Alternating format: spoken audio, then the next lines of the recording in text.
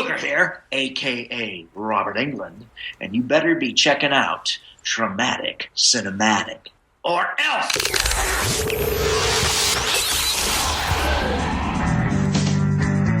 Folks, remember, you can find us at dramaticcinematic.com, and of course, you can also listen to the show on Stitcher, look us up on iTunes, or you can also find us on Facebook, Dramatic Cinematic. Don't forget to look us up on Twitter, at TC Podcast Crew.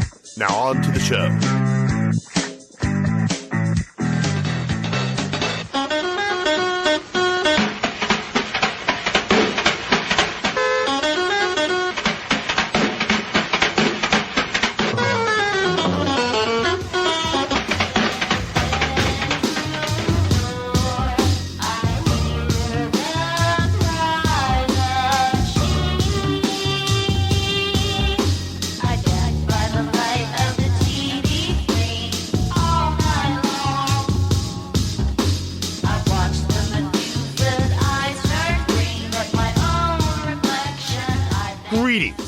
Salutations, ladies and gentlemen. Welcome back once again to this little thing I like to call the Traumatic Cinematic Show. I am your host, Mugumbo. And with me tonight is a regular stay. A guy that you've heard more than once. A guy that you've heard a handful of times from the past, from the present. Mr.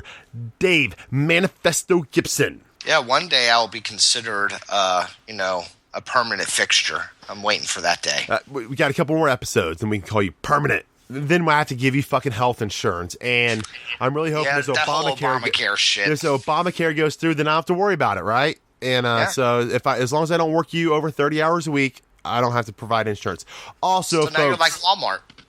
Also, folks, with us tonight, the franchise, the man, the myth, the legend, the go-to guy, the number 6 guy on the team. He is also the 13th guy on the field. He is the TC booty call. The TC booty call. He has got the stuff that you've been looking for.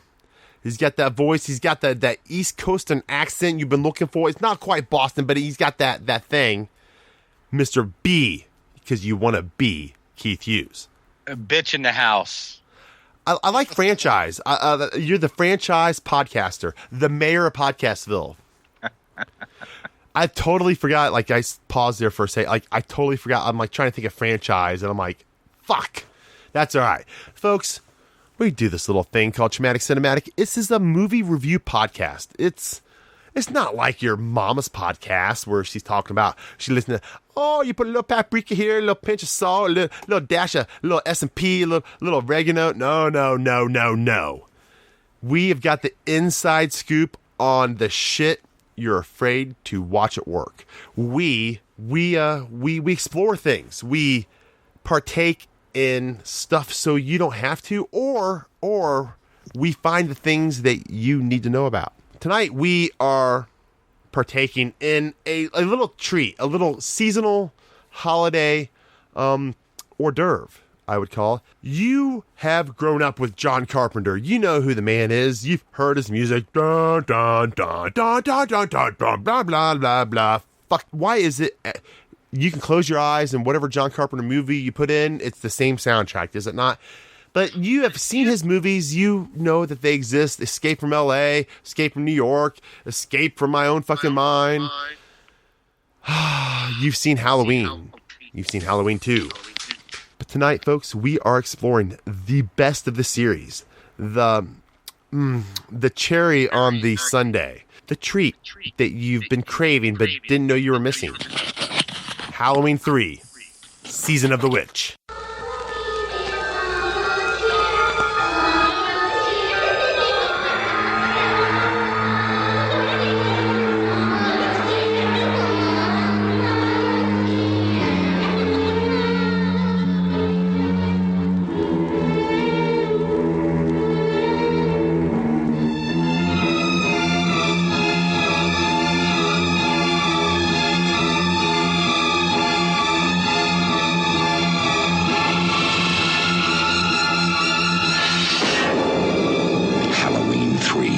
Season of the Witch, the night no one comes home.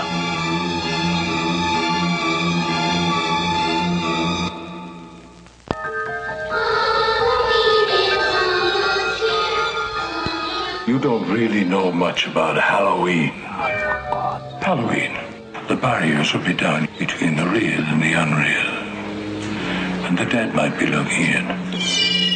The last great one took place 3,000 years ago when the hills ran red. Halloween, the children. You happen to know anything about this Cochran? All I can tell you, mister, is watch out. He's watching you, friend, I guarantee you that. Trick or treat. Hey, Mr. Cochran, just what is the final process? Fellas, I was just kidding. Witchcraft. To us, it was a way of controlling our environment. Hey!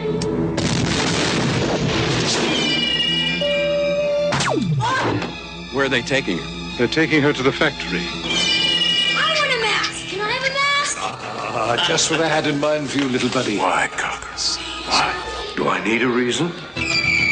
I've got nothing here to indicate there was ever a body at all. Operator, this is an emergency.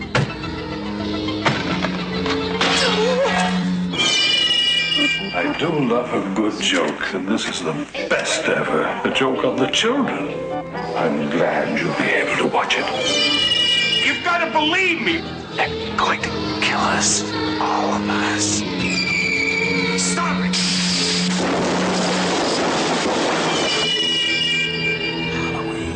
The world's going to change tonight, Doctor. Happy Halloween. Stop it!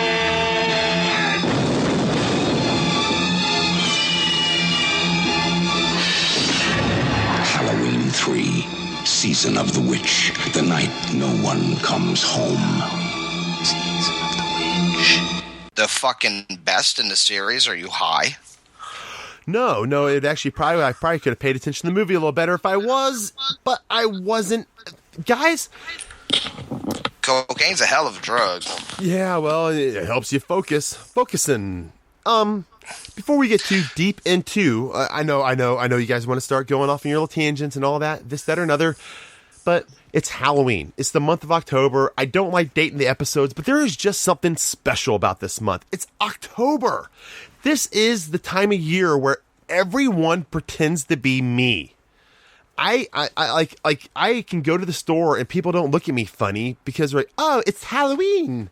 Oh, he's being so festive. And it's like, yeah, it's the one month a year. They're not calling me ugly today. Yeah, it's the one, exactly. They accept me because they think I'm playing along like they are. It's the one month a year. I'm like this all year long. And this is the 31 days where everyone else pretends to be like me.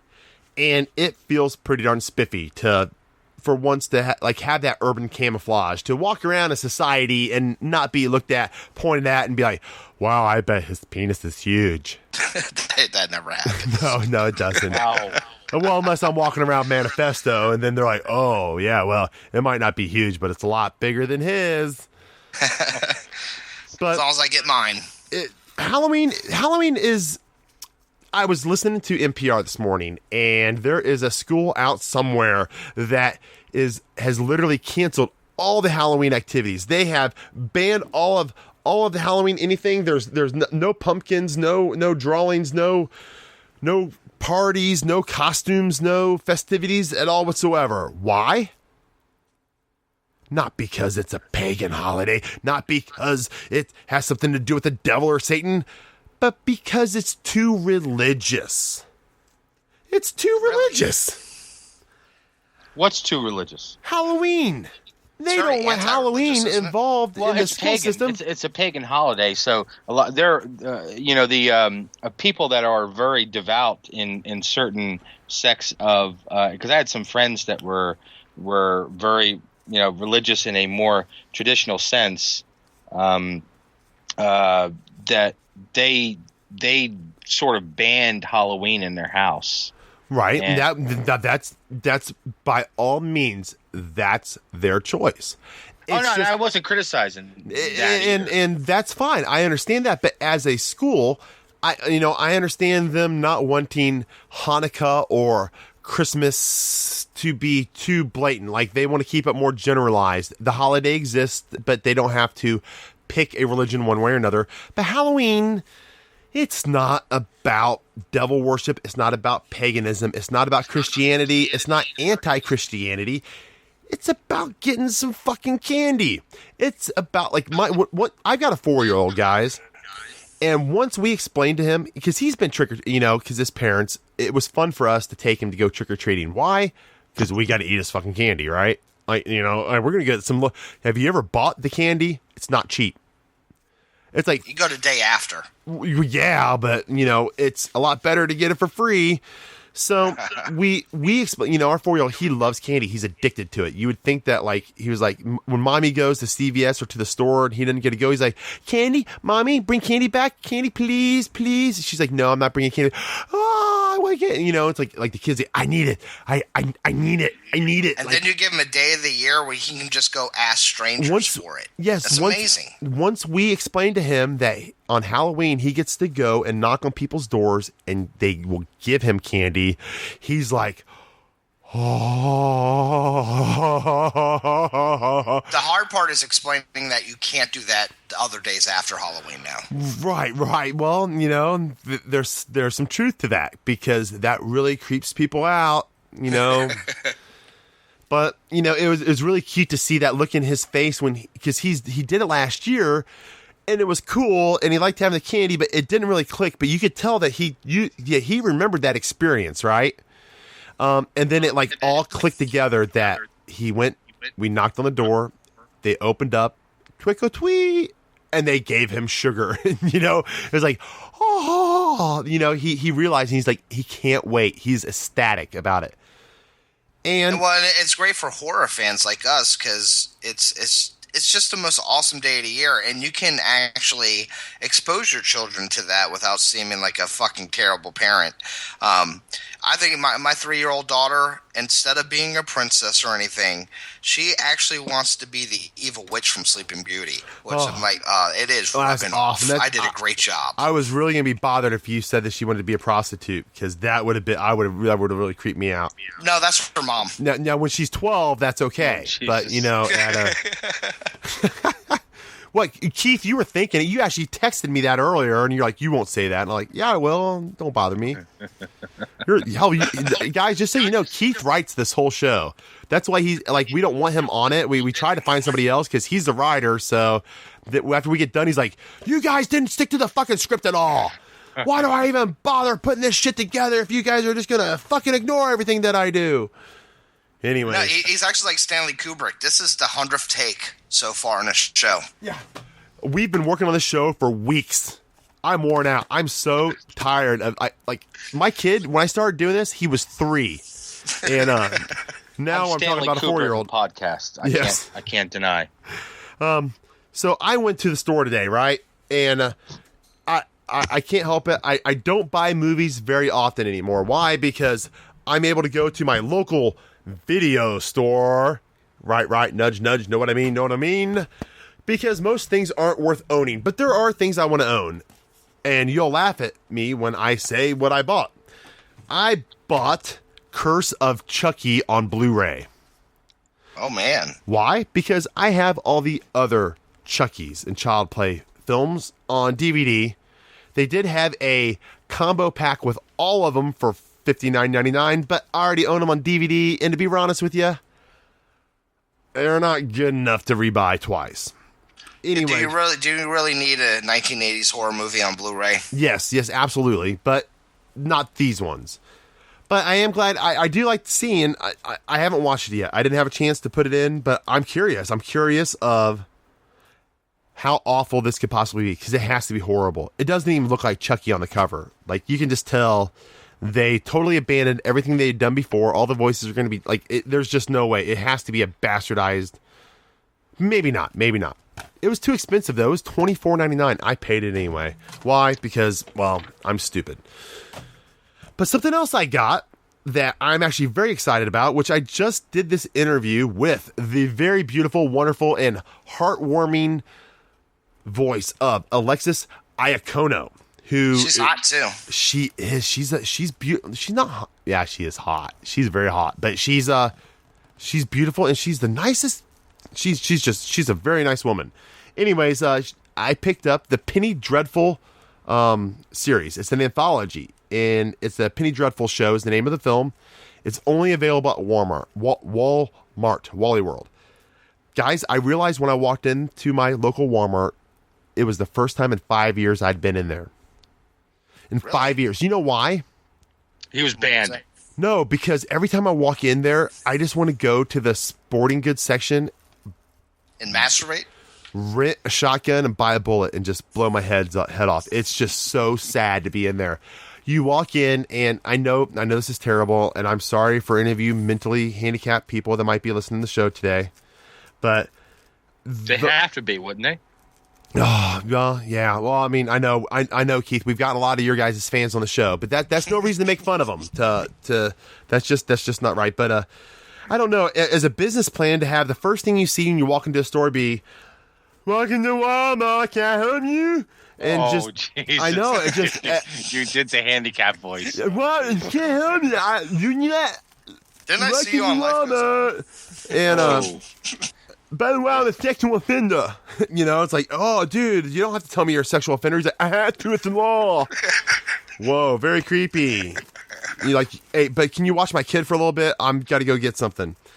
And what a weird experience it is. I've noticed when you walk into these stores nowadays that, I guess to save the environment, they don't use light bulbs anymore. Have you noticed this? Have you seen this trend in department stores or like just stores in general? They have skylights now. Not very many of them. They're very small, and they don't have lights on in the store hardly at all anymore.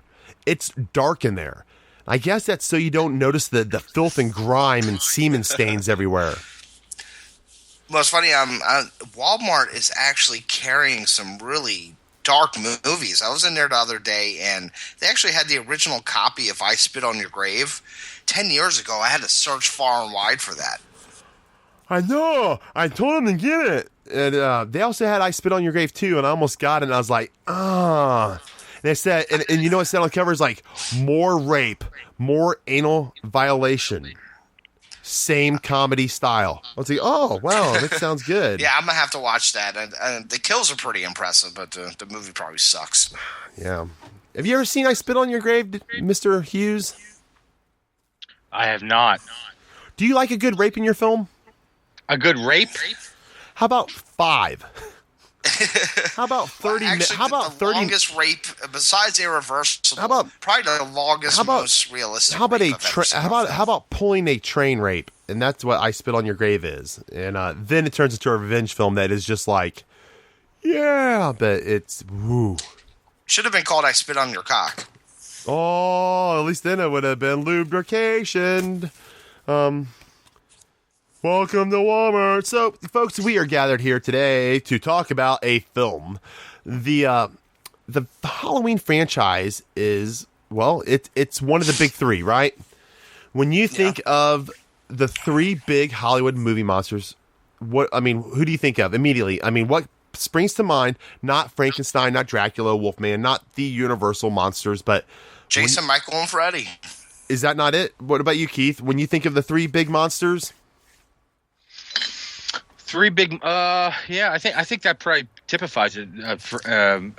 Freddy, Michael, and Jason. I mean, and those are probably the big 3, right? Right, it is, and those are the 3 big mainstream. Which is funny because Michael Bay. I call my penis Freddy, and then left one is Michael, right one is Jason. Ha. Anyways, we're going to create a massacre. I have always been one, and I feel like I've been beating this horse to death, but I'm a Freddy guy. I can't help it. As you guys know, we had just recently done a Freddy I have just recently done a Robert Englund Freddy Krueger interview. The highlight of my podcasting career. It was quite an amazing thing, but it was interesting because I would think that have doing all those movies and have living that character and that life for so many years that he wouldn't just bring it up, like we know, like celebrities to be ones to not embrace their past, right? Like they're upset to be typecasted. Not him. he immediately was in character. It was like, hey, how's it going? My name's Lewis, and this is Robert Englund. Like, ha! This is Freddy Krueger to you, motherfucker. Oh my God, it's him. Well, I think it's a little different because he is such a pop icon. So, being typecasted as a normal actor and like a pretty popular role is one thing. Freddy is a phenomenon. I mean, you just can't get past that no matter what you do. He's my favorite child molester ever. Oh, well, by far. I mean what? Except for my dad. I really do like my dad. Oh, yeah. And Bubba in prison. He's a pretty nice guy. What about you, Keith? Keith, who's your favorite child molester ever?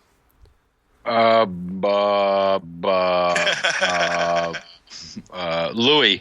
Louis is my favorite child molester. Hey, Keith, have you ever had a penis in your mouth you didn't like?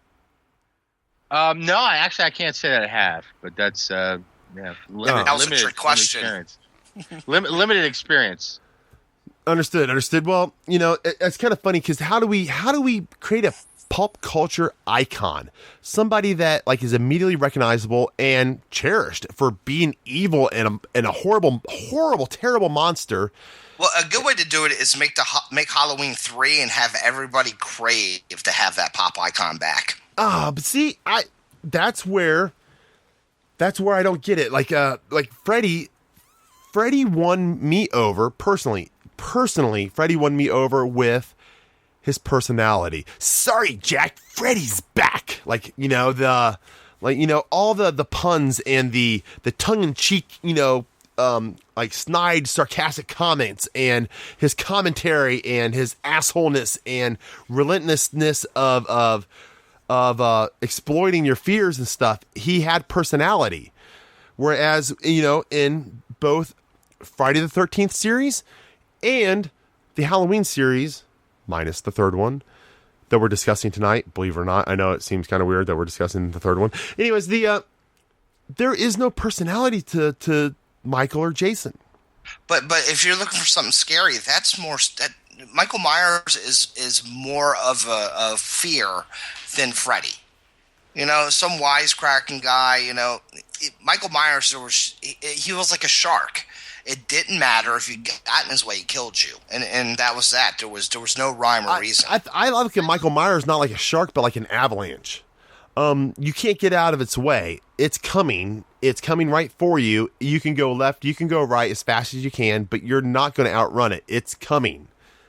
It's not going to stop. You can try to build a roadblock or whatever, or a shield, or get into a house, but it's going to run you over. You can kill Michael. You might think you killed him, but then there was another movie that came out. Same with Jason. They were unrelenting forces, unstoppable monsters, unstoppable, disaster coming for you.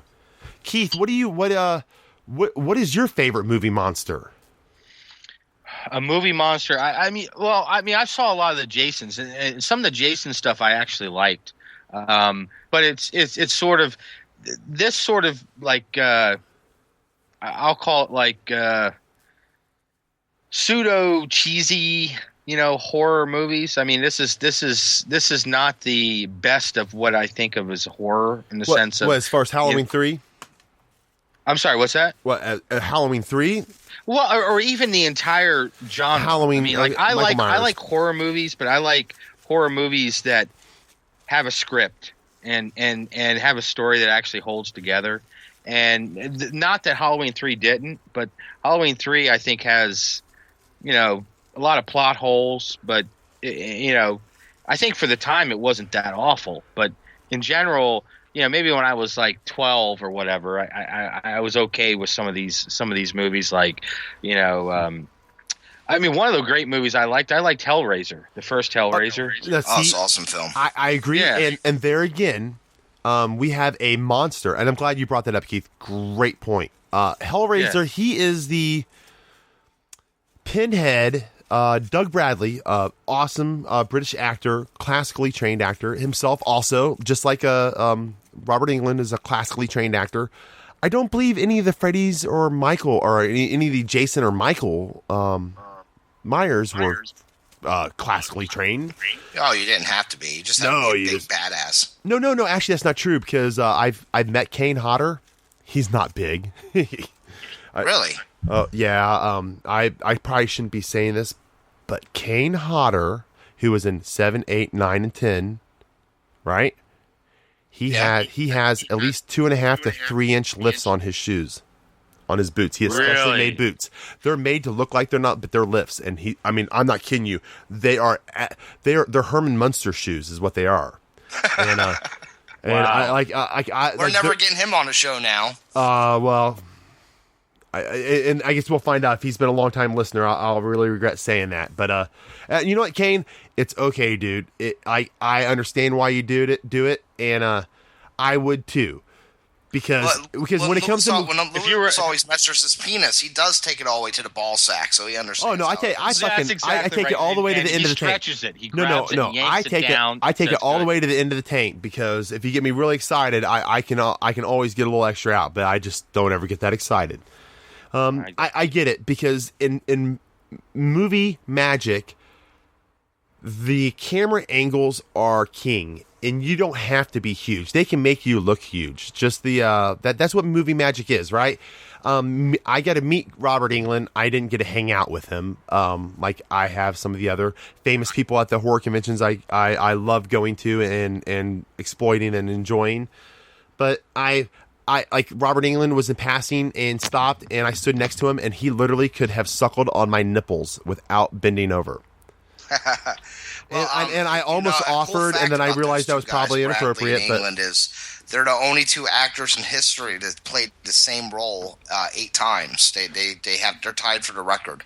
And they both on the very last ones that they made of the series, they both didn't do it, and it was awful. They made a Hellraiser without Pinhead or without Doug Bradley as Pinhead, and it was. I mean, a couple of the ones before that were pretty bad, but they at least held up because it still was Pinhead, right? It still was Doug Bradley playing him, and he still had that je ne sais quoi, I guess you would call it. And same with Robert Englund. I mean, really, I guess, Jason versus Freddy was amazing. I like that one, too. Yeah, and honestly, it was shit on, but there was actually it was something I waited my whole life as a kid for. Waiting for while I was doing my research to do my Robert Englund interview, I came up with like 4 or 5 pages worth of notes, right, and questions to ask him because I thought there might be the chance that I would be able to ask half of them. Of course, I only got to. Would you count, Dave? 3 or 4 questions. Yeah, because that Robert talks and talks and talks. Well, and talks and talks and talks. Robert talks so much that there was twice he's like, Lewis, are you still there? I'm like, yeah, I'm still here, Robert. I'm sorry. I'm just mesmerized in your voice. Like I can't, what am I supposed to do? Like, oh, that's cool, Robert. But anyways, let's move on to something else. You know, like I couldn't interrupt him like I do you guys because, well, you guys are going to continue on for another half hour or whatnot. But, Jason, like when I was doing my research, Jason versus Freddy, it about killed him. He said it was the most physical out of all the movies he's done. It was the most physical. And when you saw him get punched, they make contact. I mean, obviously it's not a full punch, but it's like you see him do it once and his whole body moves and jerks. Well, then it's like, do it 15 more times. Well, what is he? Probably already like 60 years old. Yeah, he's in his mid 60s, like 66 or 7. Like he's not an old man, but he's definitely he's definitely earned the right to say no more. And I don't blame him one bit for that. And he doesn't need to do more. We don't need more Nightmare on Elm Streets. But I get that. There at one point there was supposed to be and there was talks and there was a script written, he said, and not to me, but in interviews I was watching that other people had done because I was trying not to ask the same questions I've heard anywhere else. I was trying to do an original interview as best that I could. And he said that at one point there was a script or a outline for a script to be Ash, Bruce Campbell, Jason and Freddy. And Ash was supposed to win. and he said he loved it. He loved the idea. He said him playing Freddy, like, he didn't have a problem losing, except for the problem is he said without question, he said Nightmare on Elm Street, the Nightmare on Elm Street series accumulated more money than Friday the 13th, Halloween, and Evil Dead all combined. And there was no way they would ever let Freddy lose, as the big money maker would ever let him lose to anyone else. It's just because of that. And it's like, fucking politics. Even horror movies, there's got to be politics, right? So Halloween, I don't remember. I remember them kind of positioning it as Freddy was the bad guy in that movie, and Jason was the anti-hero in that movie. Do I remember that correctly? They were both bad guys. They're both Jason monsters. was like the bitch. Right. And Freddy looked at Jason like he's like just a dog, right? He's just like a dog demon. Just like the devil would look at one of the other hierarchies of demons, just basically he wouldn't stop, and it's just like, get out of my way. And even with Freddy, he was the unstoppable, unrelenting force that you just couldn't get rid of. He, like herpes, right? You keep putting the cream on there and they keep flaring up, and no, how many times you say I fucking hate you, Winona Ryder, they just keep coming back. How did I know that was coming? Well, anytime I say herpes, Winona Ryder comes right afterwards. She has herpes? I didn't know that.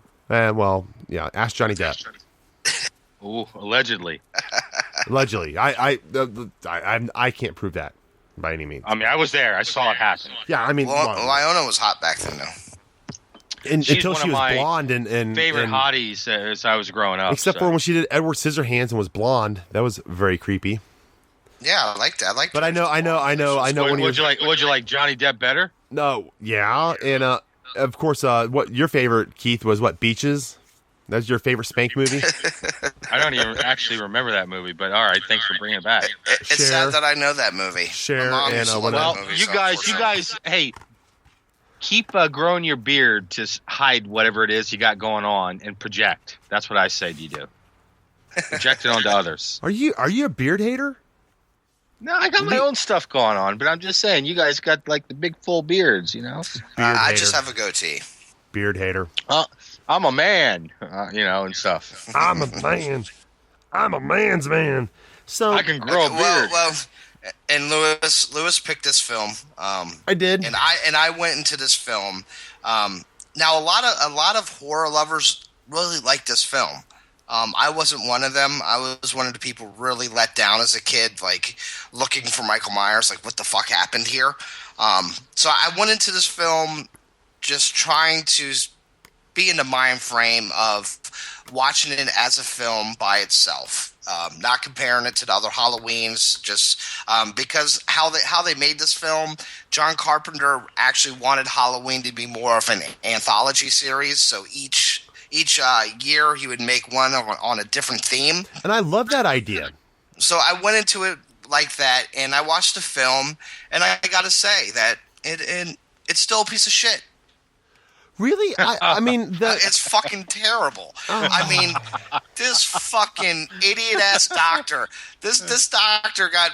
he got more pussy than Wilt Chamberlain somehow. He was... Well, no. Look, dude. Look, all right, so I'm going to call you out, Dave. If you're a doctor, you can do that. Yeah, you can do that. Is that what the lifetime of paying back the loans? It does not matter. If you are a doctor... You can do that. And the Halloween. What is it about Halloween and no one ever being in a hospital? I mean, come on now. There was no one in the hospital. The acting was so bad. Like I had to punch myself in the face to stay awake. I can't argue with you there. This movie, I remember this movie as I guess I would say a teenager. I don't remember it back in the 80s so much. I remember it probably in the 90s watching it. And I guess I liked it so much because Michael Myers wasn't in it. That like made me happy, right? It was a Halloween movie. It was about the masks, and it was about the masks that all these kids 20 days to Halloween, Halloween, Halloween, 20 days to Halloween, Silver Shamrock. And I liked the fact that the masks that all the kids were buying, that all the kids were wanting, that they just had to have, which that's the way it was in the 90s. Like that, there were like, you went to Spencer's in the mall and they had these masks, like you wanted the fucking cool old man, like creepy zombie rotted face mask, and it was like $39.99. It was like, shit, I'm gonna have to sell a lot of bags of marijuana to afford that. And you're like, you're like, God, my dad's gonna kill me if I take all his marijuana and sell it. And it was cool. It was, I understood that, like the kids latching on to wanting these masks because they all wanted to be these different creatures. Of course, there was only 3 different ones, right? There was the witch, the pumpkin, and what was the other one? Skeleton. And basically, the kids would put these masks on, and that was it. They were going to take control of the children, right? And that was, and their head will turn into grasshoppers. Yes, and that was, which is terrifying. Like, they're going to eat all of our greens. Holy shit. Like what would be worse is if all of our children turned into crickets. You know how annoying that would be? All right. So I'll tell you that doctor is the biggest pimp in. For some reason, girls were just throwing themselves at him after eating them for 2 minutes. Doctors can do that. I'm telling you, I got some doctor friends, man. It happens. You don't ever want to ask a doctor to be your wingman, right? Don't ever ask a doctor to be your wingman, because you're going to end up being his wingman. No, if you're gonna go and fake stuff, you fake doctor and lawyer, but you don't want to be lawyer. Nobody ever fakes like accountant and body man. Nobody ever goes to a bar and does that, do they? That's who I am. Yeah, the accountant. Nobody thinks that. You don't say, accounting isn't sexy. You say finance, and if you're finance, that's like I handle a lot of money, of money. So I'll tell you I handle numbers with 5 or 6 commas a day. Here's my first thing in this movie. This movie kind of tells you why, as a very little child, you should be afraid of somebody taking your nose. Because that first scene, the old guy gets killed. Yeah, it was like basically they took his nose. That's what I got out of that scene was I got your nose. I mean, it was so really was over the top cheesy, because the reactions of the guy, even throughout all of that opening sequence, was he has his hands flailing on the sides. Who does that as a reaction to the fact somebody's ripping into your face? Your hands go up and you fight him. Oh, yeah, and they start choking him, and he just lays there. He doesn't even put up a fight. Right. There were and throughout the movie, there were elements of, he's getting choked, or he's this, he's that, and he's trying to fight it off, like the hand, at the end with the pseudo chick, whatever she was. I think they should have played it just like you said. The whole "I got your nose" thing is he should have been like, "No, you don't have my nose. Give me my nose back." He should have been freaking out, and then he dies. Like as he's like, "Give me my nose back," and like the little kid would do. But there were elements in this movie that kind of were good from the standpoint. I mean, there was elements where you saw the story. I mean, it was obviously not high, not a huge budget, but they $2.5 million kind of made which is Mr. low budget. Doctor even for not 2000, only even for 1982. Rico Suave, but he was also MacGyver in getting out of certain situations. I don't even know what happened, because there was a moment in the movie where he's sitting in a chair. He throws a mask up on the camera. Oh, that's amazing. and you don't even know how he gets out of his predicament. The next time you see him, because they broke away to the big bad guy, and 2 seconds later you go back in and you see him doing something, and you don't know what it is. And about 5 seconds later you see him in the chamber, the ventilation unit. He was the most interesting man in the world. Yeah, exactly. He was and there was all these secret things that happened with him off camera because he was so awesome. Well, yeah, there's a part of me, and Keith, you kind of hinted on this, that the kind of like the I got your nose thing, the where like showing kids and like little kid myth things, and the kids gather around the TV watching the commercials. 20 days till Halloween, Halloween. I keep saying 20 days because at the recording of this, we are 20 days from Halloween. But when you listen to this, it'll probably be like 10 days from Halloween. Anyways, don't you guys think this might be a jab at commercialism? It's definitely that and Big Brother. It's definitely. Yeah, well, I mean, that is what commercialism is. That's the only thing that was good about the movie. You're not paying attention. Actually had a meeting, but you let everything else sucked balls. You let the TV babysit your children, and you trust whatever is on the boob tube to be appropriate. And you do your own thing in your own life and all these exciting or horrible things that you're trying to take care of for the safety of the kids, when all along the commercials are coming on. 10 days to Halloween, Halloween, silver shamrock. And it's that's getting them. It's that's programming them. It's that with the subliminal messages that's programming your children, like, you must have these masks. That is Halloween. You must have these masks. Halloween. Get these masks. Halloween. Tell your parents you want these masks. Halloween. Silver shamrock. Kill your parents in their sleep and rape their freaking dog. And like it. This message was brought to you by Louis Kugel. Kogel, dude. Kogel. Who's? Keith Hughes. By That's all right. Hughes. That is all right. I mess people's names up all the time, but I never mess my own name up, Keith. Or is it? Or is it? Or is it Katia? Or Katia? Katia. Anyway, so I mean, is that not what this is? This is like you allow the TV to babysit your children, and commercialism, the subliminal Big Brother is. Yeah, there's almost that sort of element of. It kind of gets you back to a certain extent for certain aspects. Because there's some shots in this movie that were pretty good in terms of the cinematography that was going on. I liked a few things that were going on. I liked the little hotel, the little row hotel in this little crappy town. But it almost was akin in sort of maybe the context of. Did you ever see the video Black Hole Sun?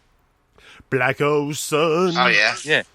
And there was a little bit of that, especially with like that trio, the mom and the father who was a salesman, and the son who was a little.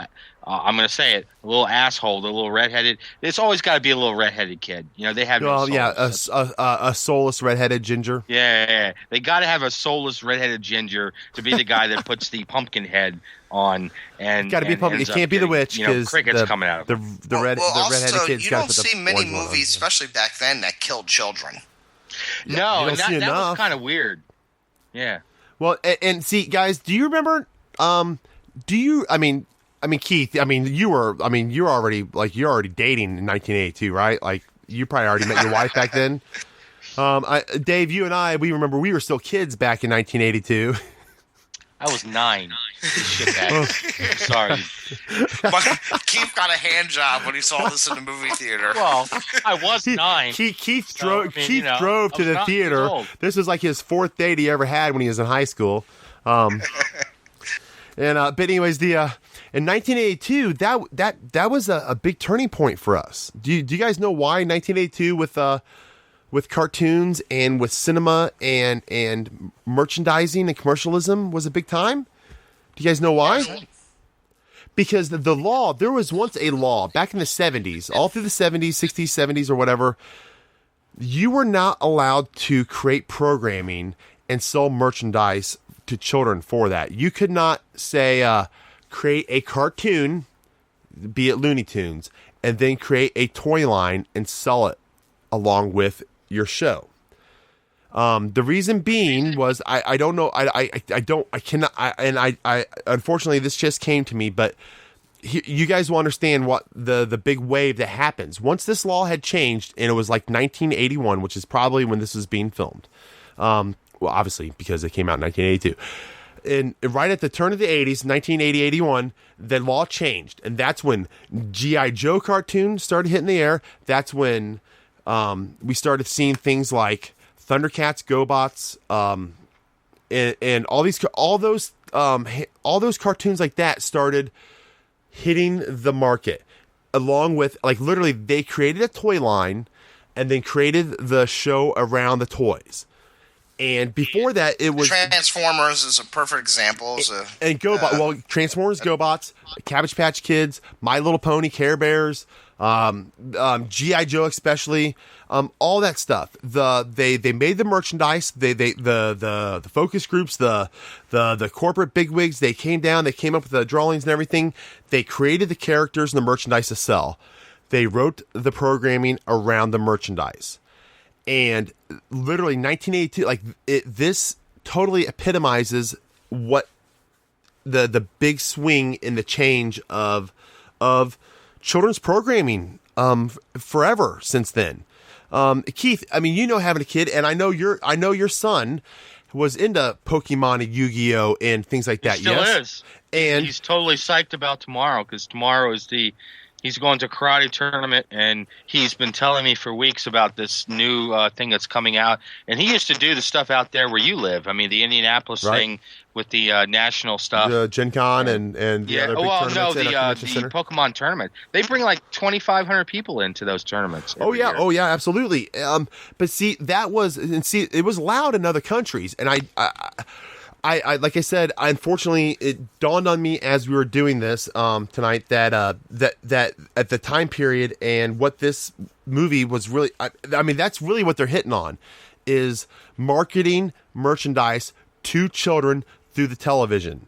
And I mean, like, I know with my two kids, they're young, and they watch Nickelodeon, they watch Disney Channel, and when the commercials come on, it's, if your parents really love you, they'll buy you this. If they don't, then they hope you fucking die. Like, they hate you. They hate you, and they hate your brother, and they want you to suffer.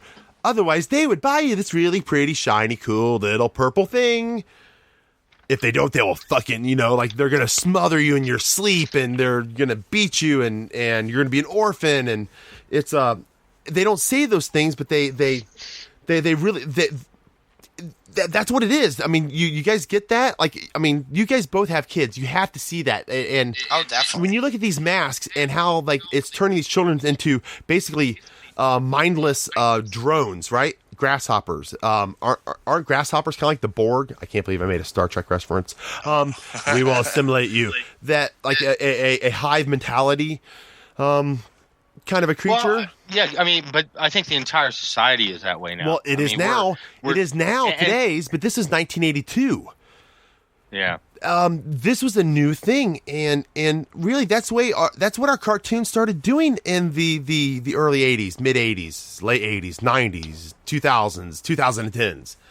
It's just gotten worse and worse and worse, and more marketing and more focus groups and more pushing and prodding and guilt. But a big part of that is the fact that we're so fragmented now. I mean, here's one of the things that was one of the greatest things and most telling in the movie was at the end when he's talking to the three. He goes, "You've got to get it off that channel too. There's only 3 channels." I mean, that's the society, that's the world they lived in. There was a time when if you were ABC, NBC, or CBS, those were the 3 stations everybody watched. There was not. Oh yeah, this is even pre-Fox. Yeah, this is pre everything. I mean, this is pre like any concept of like cable TV. See, you guys from that perspective, at least in the way they portrayed it. I don't remember when cable TV came out per se, but I want to say it was much. I think it was later than '82, and there's not the type of thing that was going on. But you guys both being where you guys were, both had cable TV. I mean, to be honest with you guys, we only had where I live and where I live right now, because I and as much as I love the house that I grew up in, I hate it at the same time. I live in the house that I grew up in.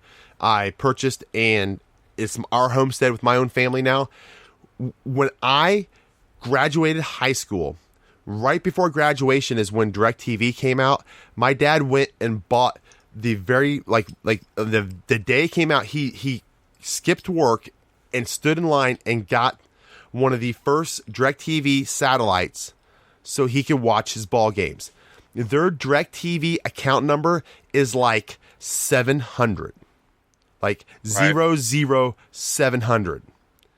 Whereas, I mean, and that means they were like literally one of the first 1,000 people to have one. Do you know why? Because that is the only way that they could get any other channels.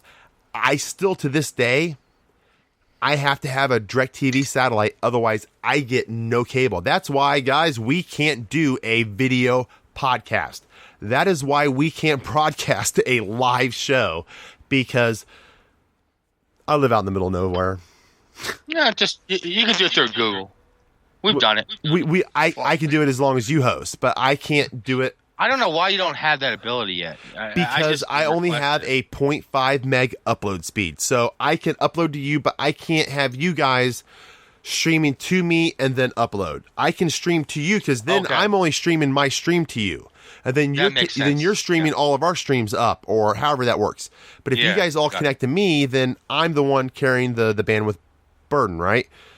Gotcha. So yes, you guys are like, oh, cable TV, you get. It's funny because you're laughing about that. When Fox TV came out, I actually remember. I remember when Fox first came out. Where I live is channel 59, Fox 59, and I remember getting up 2 hours early before school because there were cartoons on there I had never seen. Definitely. There was like early morning children's programming that was just astonishing. It was like, it's in color. Because unfortunately we had the 3 stations and of course PBS, right? And then we had another PBS, but it was a heavily religious influenced PBS, which was awful. Even the Sesame Street was awful because it was like, it wasn't Grover, it was like Jeremiah, and it wasn't like Big Bird. It was anyway, I don't need to make any more religious references. Anyways, back to the movie. It was different. I find it pretty crazy. Well, it was made in 1982, or released in 1982. Do you think that it's very anti-Big Brother? Do you think that is a shot at George Orwell, being that it was 1982? And also, the movie seemed very anti-Irish to me as well. Well, I mean, how could you not be anti-Irish, really? Because I think I'm descendant of an Irish person. Well, okay, so exactly. Well, I mean, I guess if you're not Irish and you don't want to be a complete racist bigot and be anti-Jewish or against blacks, then if you're white and you want to hate against somebody you can verbally hate against, well, then the only white people that actually stick together alongside one another are the Irish, right? Because the rest of us are fucking mutts. So we never pull together as just white people in general. That's the downfall of the white folk. But the Irish did, and well, the rest of the white people hate that because we don't have that, and that's why I mean I don't know. Well, I just made that up. Stays together. Yeah, and also it wasn't like they did anything in this movie that other than talk in the Irish accent to make you think that these were Irish people. And it wasn't like they were playing on... They brought up him being Silver Irish, Shamrock, and that really seemed in no way to extend the script or to extend the plot in any way possible. It was just thrown in there that Irish. Well, yeah, because it's easy to just... Well, I think that... I don't think that was a slight to the Irish people as much as, all right, let's pick somebody that's the shitbag in this movie, and let's make it the Irish because you know what, the Irish don't get angry about anything. Exactly, and that's what I'm saying. But if you're going to pick out and single out a race, well, you can do that, right, with the Irish because they're white let me put it in this light. If the bad character was a Jew and they just referred to him being Jewish a couple times, for no particular reason, they would call it an anti-Semitic film. Absolutely, you're exactly right, and that's fine. If the Black Panthers were behind making all these masks, well, then of course that would be a entirely racist. Well, the Jews would not kill off their clients. That doesn't make monetary sense. What? Really, Dave? Really? Now, Dave. Hey, Keith, it's okay. It's okay, Keith. It's okay, Keith. He married one. I married one. So I did too at one point. At one point in my life, I did too. Oh. Well, then you divorced her? Oh, well, that's the most anti-Semitic thing you could do. Yeah. Exactly. Oh, no. Oh, my fault. She's not Catholic, so she can still go to whatever Jewish heaven is. So, my fault. Well, I don't even know what you're talking about now. It's called Marshall's. Oh, IKEA? What? Cheap clothes? Is that what they have there? Oh, yes. Oh, this went downhill fast. It was okay when you guys were making fun of the Irish, but you guys realize how many episodes it took me to get past my Jewish jokes? It had some anti-Irish stuff going on in it. Yeah, but you know what? I mean, people when they throw. So this is the thing that I think about when some of this stuff happens, and maybe it's just because, I don't even know if I'm Irish per se because I'm either Irish or Welsh. You said it, so it has to be true. What? You said you were Irish. So I'm either Irish or Welsh because I'm Hughes, and either you came from Ireland, but the guys that were Hughes with the crests came from Wales at one point. So what makes you Irish or Welsh at that point with that name Hughes? I don't know, and I've got lots of other things mixed in. Do you really like potatoes? Well, I actually got a couple family members from across the pond. So, you know what's the coolest thing is one time I on one of the trips that I go to the UK a lot for work, and really I'm jealous. Can you take somebody with you? Can I literally fly out there to you and then tag along with you as be your transcriber or something? Because I would love to go to the UK. We'll figure something out. But one of the coolest things I ever did is I usually go to Manchester a couple times a year, which is in the UK. And one time I flew into Dublin. And I spent a day in Ireland. It was really cool. And I rode the Irish Sea, and that was awesome. I took a boat, like a ferry. I ride in the Irish Sea. What? Oh, you ride in the Irish Sea. Yeah, that's exactly right. I drank Guinness all the way. Literally, I did that. One of my favorites. Yeah, and I went to when I was in Dublin. Does it taste different over there? I went to the Is it different than our keg? Is it different than our keg Guinness over here? I mean, seriously. I mean, because there has to be a lot of shaking up and bubbles lost. Well, it's supposed to have a higher gravity over there. Well, one of the things is that some of the stuff that you drink over in the U.S. is not made in Ireland. Some of it's made in Mexico, and they've changed some of the ingredients. There's no wonder it gives me about the Guinness. But what Guinness has in it, and I won't go too heavily into the science of it, but they've got nitrogen in it. Yeah, nitrous oxide. Bubbles. Nitrous oxide instead of or predominantly instead of CO2. Carbon dioxide, Correct. CO2. That's why not many bars have it on tap. No, because you have to have a whole separate tap system to have. And then you have to have a bartender and wait staff that won't go back there and huff all the nitrous oxide. Which I don't know if you guys, but that's when you go to Grateful Dead, or when they were around Grateful Dead or Fish, and you get a balloon. Do they fill the balloons up? You get 2 for $5 or whatever, and they're huffing around. You're like, ooh, wah. That's nitrous oxide. Or you go to the dentist, laughing gas. That's nitrous oxide. For those at home, the more you know.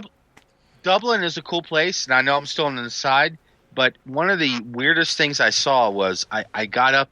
I was getting up from a Saturday night going into Sunday because I'm going to take the boat over to the UK, and I was walking down the street and I wanted to just get aspirin, and it was impossible to do. But probably get codeine. I was walking down the street and there was two guys that were. I mean, I'm talking about metropolis like downtown. If for Louis, I'll say downtown Indianapolis or downtown New York. Or downtown, wherever you are in the center of the metropolis, and I'm walking down the street, and there's these two guys that have this freaking donkey, and they're trying to pull him, and he won't move.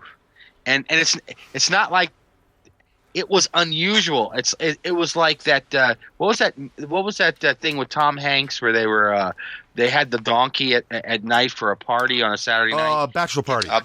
Bachelor party. Yeah. It does all the cocaine and pills on the table and dies. I swear to you, it felt like that there was a story there that I should have gone and investigated. It was incredible. I just so you know, I come from a family of donkey breeders. I know that sounds like a fucking lie or a story, but my parents, my father, breeders. my father, and this is gonna sound even worse. My father breeds purebred miniature donkeys, not full size miniature donkeys, right? And them little Does fucking he do it birds, himself, or is Yes. it just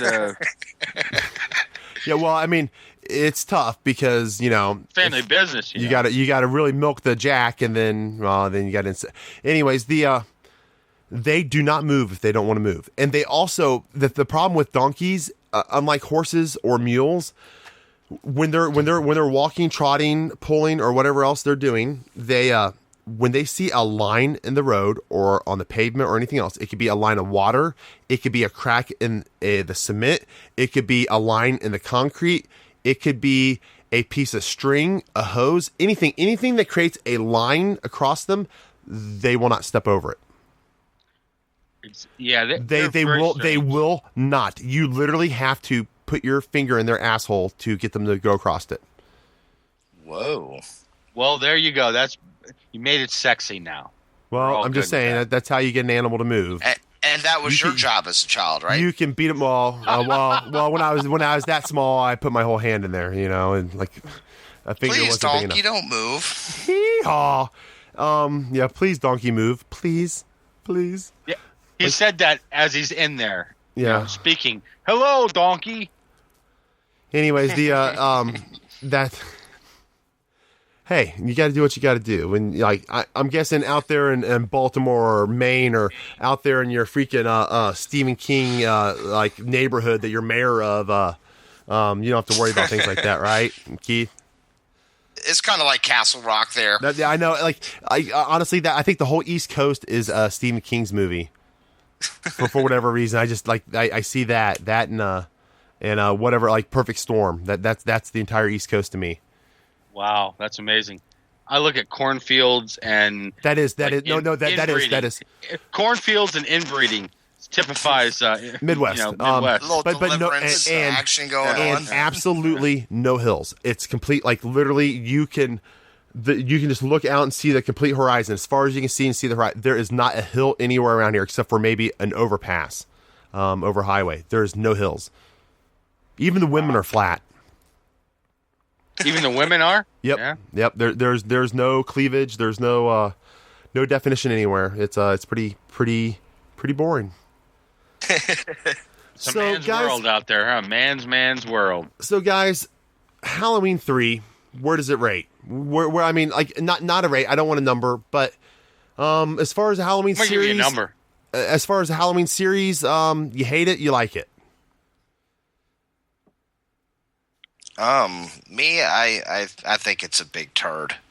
Keith? Well, okay. So, Dave, what did you think about the rest of the Halloween series?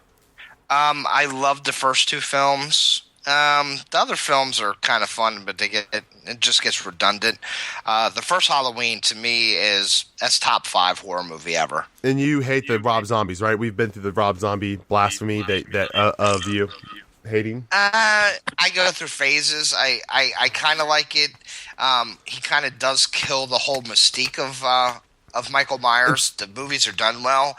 I like the viciousness of the second, the part 2 remake, because it is more like a crazy person just going for the overkill.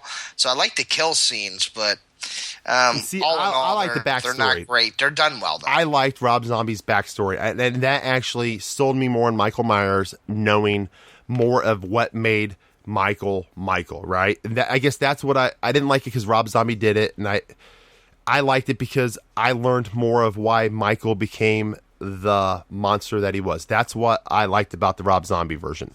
Keith, what do you think? Hate it, love it? Compared to the other Halloweens. Well, I don't know if I don't know the totality of them. I've watched a few of them. There's some of them I liked a lot.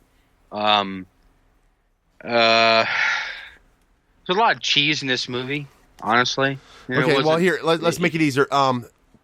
Ignore all the other Halloween. How does this stand alone as not a Halloween franchise film, but as just Season of the Witch?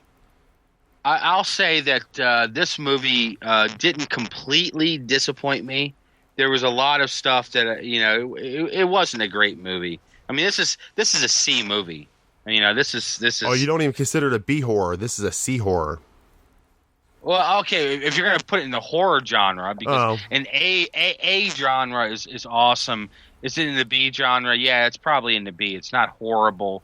I mean, it's not like terrible, but it's and especially for the time. It was 1982. I mean, it was okay.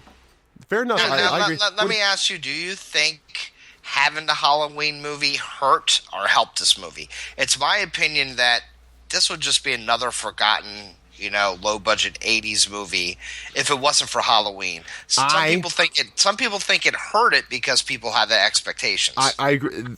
Good point, Dave. And that leads right into my opinion on this is, as part of the Halloween franchise, yes, it's awful. Like, if you went into this watching the first two Halloweens and not knowing what you were getting into with this, yes, you'd be upset. Like, it would piss you off the whole time. And actually, they actually show you a teaser for Halloween with Michael Myers during a commercial when our main character's at the bar, right?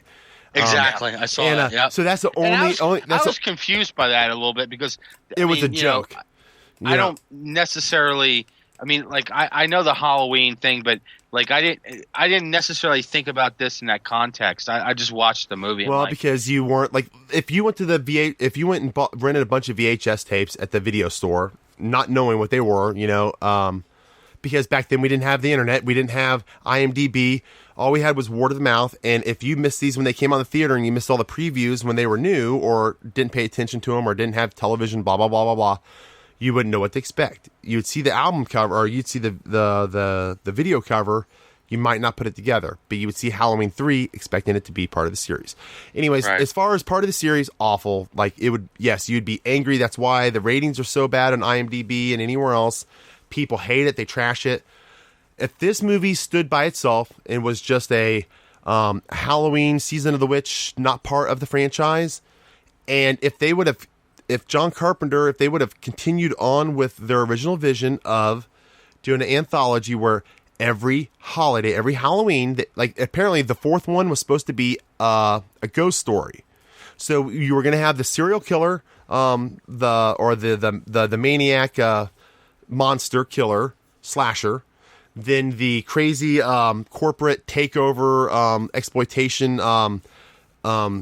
commercialized children abductor monster movie here that we have.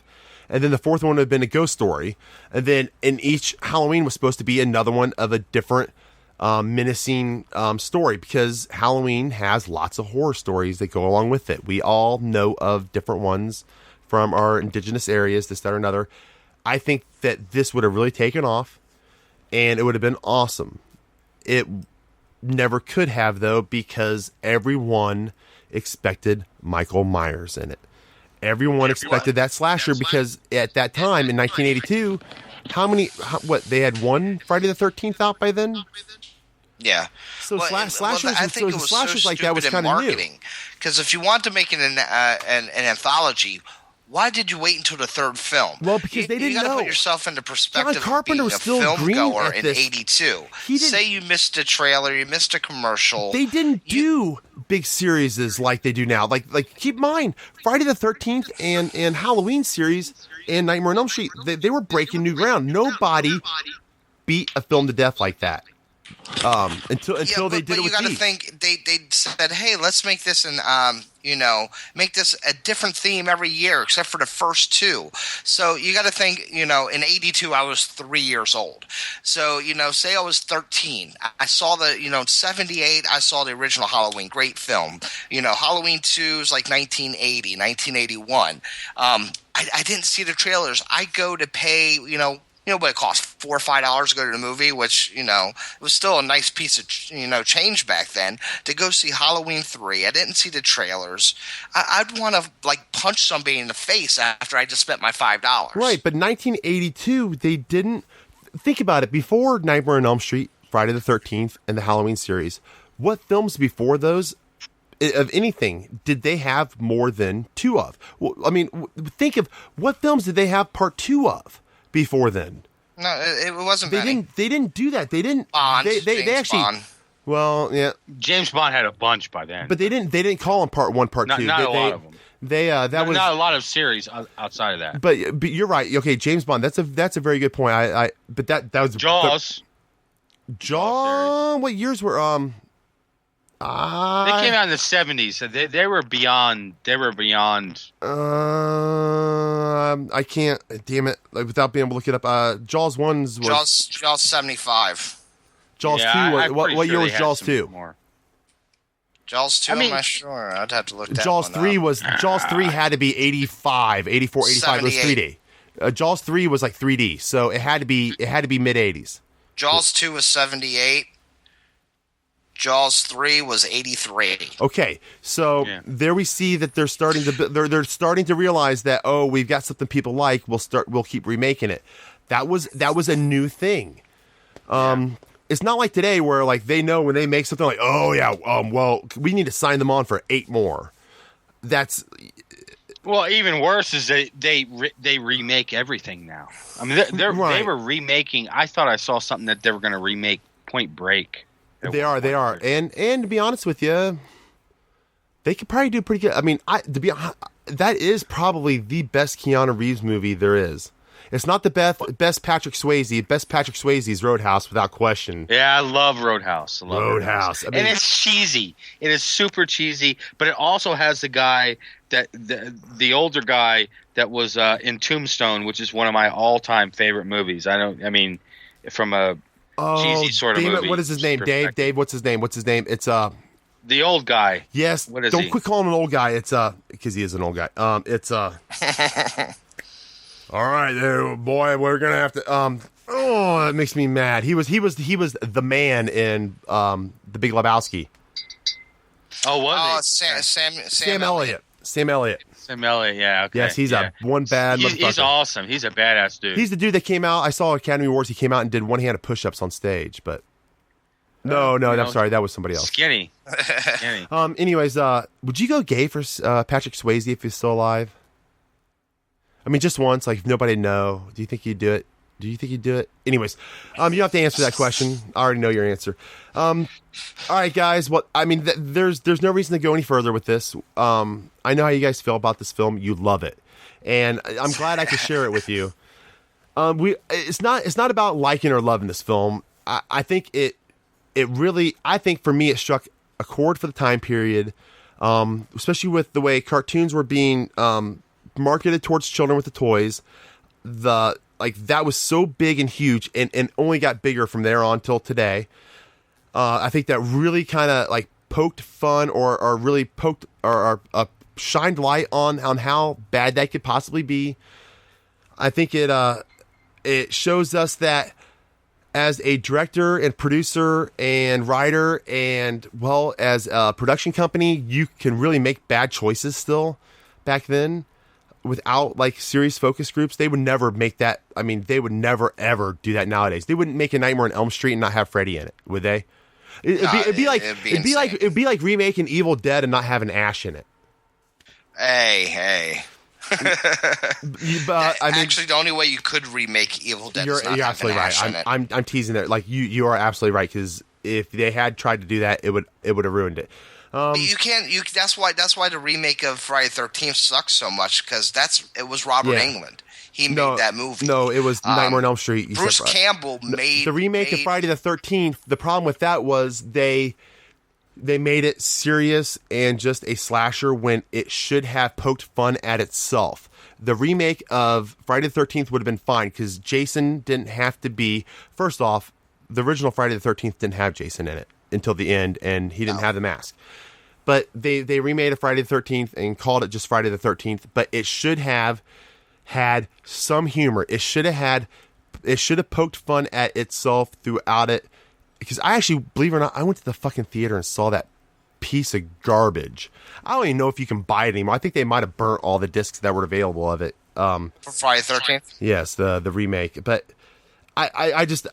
this film holds a special place in my heart.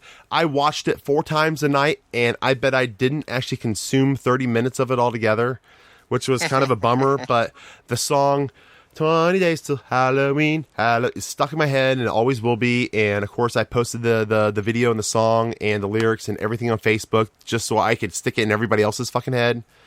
And guys, don't forget, we are the Traumatic Cinematic Show. You can find us at traumaticcinematic.com.